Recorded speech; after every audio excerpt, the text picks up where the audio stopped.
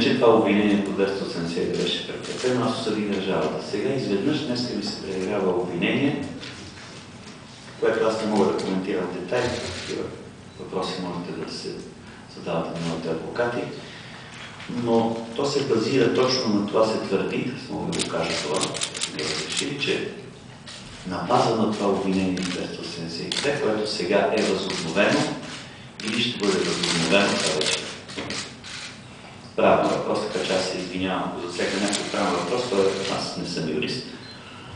Това е вероятно възобновено и на тая база, на това обвинение 282, тогава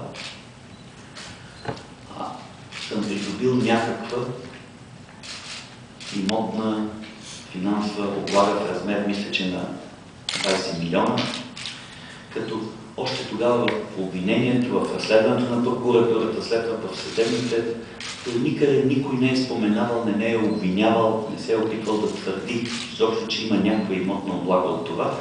Цялото това обвинение беше по член 282, за това, че е променен устава и общината е загубила своя контрол.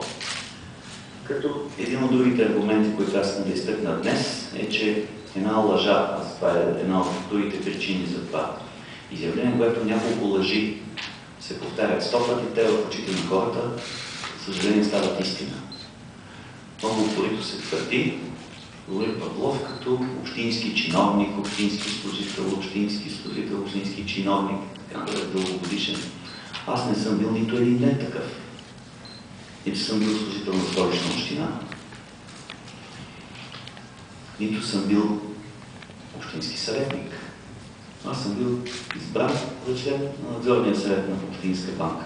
Съм бил към този момент член на надзорния съвет и от надзорния съвет избран за председател